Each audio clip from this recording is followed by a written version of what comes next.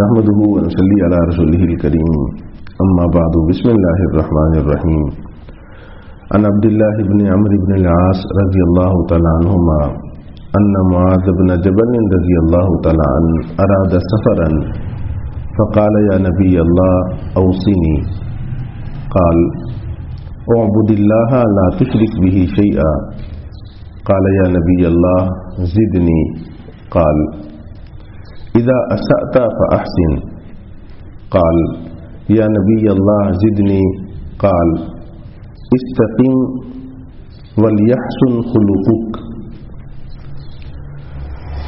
حضرت عبداللہ بن عمرو بن عاص رضی اللہ تعالیٰ عنہما سے مروی ہے، فرماتے ہیں ان معاذ بن جبل رضی اللہ تعالیٰ عنہ اراد سفرا، کہ حضرت معاذ بن جبل رضی اللہ تعالیٰ عنہ نے ایک مرتبہ سفر کا ارادہ فرمایا، فقال تو عرض کرنے لگے یا نبی اللہ اوصنی، اے اللہ کے نبی مجھے کوئی نصیحت فرمائیے۔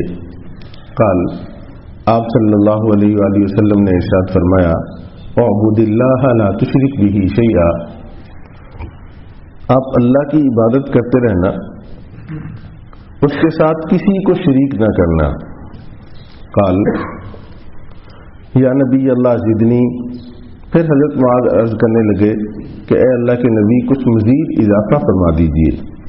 قال آپ صلی اللہ علیہ وآلہ وسلم نے ارشاد فرمایا اذا اسأت فاحسن،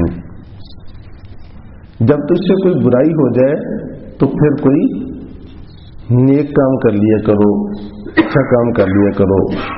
قال یا نبی اللہ زدنی، حضرت معاذ رضی اللہ تعالیٰ عنہ نے پھر عرض کی اے اللہ کے نبی کچھ مزید اضافہ فرما دیجئے۔ قال آپ صلی اللہ علیہ وآلہ وسلم نے ارشاد فرمایا استقیم ولیحسن خلقک، استقامت اختیار کرو اور تمہارے اخلاق اچھے رہنے چاہیے۔ اب دیکھ رہے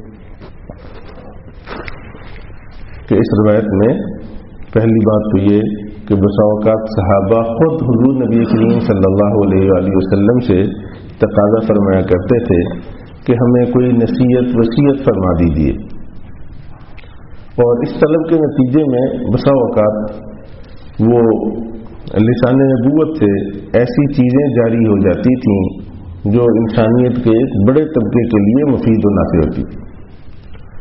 تو حضرت معاذ نے بھی یہی اپنی خواہش کا اظہار فرمایا کہ مجھے کوئی وصیت فرما دیجئے، میں سفر پر جا رہا ہوں تاکہ اس پر عمل کروں۔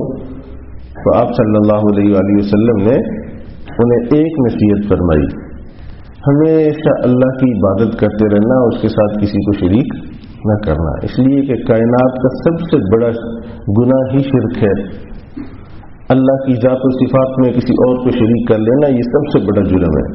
فرمایا ہمیشہ خیال رکھنا، اللہ کی عبادت کرتے رہنا، اس کے ساتھ کسی کو شریک نہ ٹھہرانا۔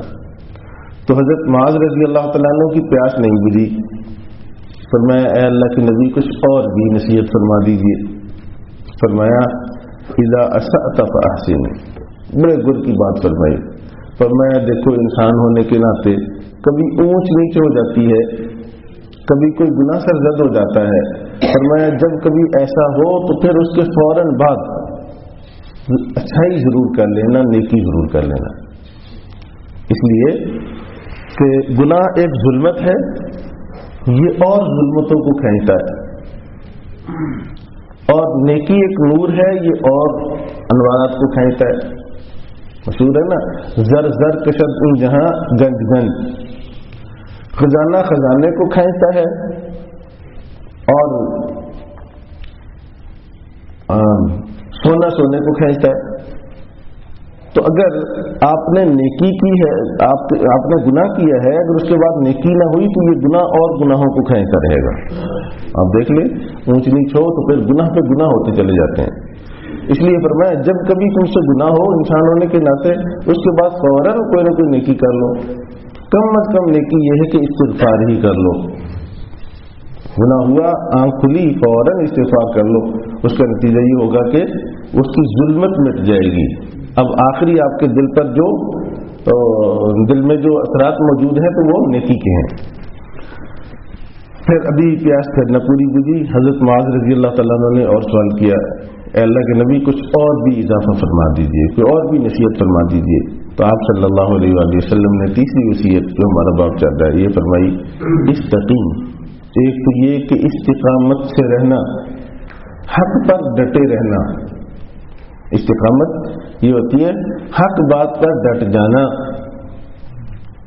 فرمایا اس سے ڈٹے رہنا، ایسا نہیں ہے اپنے حقیر اغراض کے لیے، مقاصد کے لیے یا اس کے لیے ڈنڈی مارتے پھرنا، کبھی ادھر کبھی ادھر. جو سچی بات ہے، حق بات ہے، اس پر ڈٹ جاؤ. اور دوسری بات یہ ہے کہ تمہارے اخلاق اچھے رہنے چاہیے. وَلْيَحْسُنْ خُلُقُكُمْ، تمہارے اخلاق اچھے ہوں. تو اپنے اخلاق پر کمپرومائز نہ کرنا اور استقامت ہمیشہ اختیار کرنا. تو یہ تین بڑی جو ہے قیمتی ترین نصائح آقا کریم صلی اللہ علیہ وآلہ وسلم نے حضرت معاذ رضی اللہ تعالیٰ عنہ کو فرمائی. اللہ تعالیٰ ہمیں بھی ان پر عمل کی توفیق نصیب فرمائے.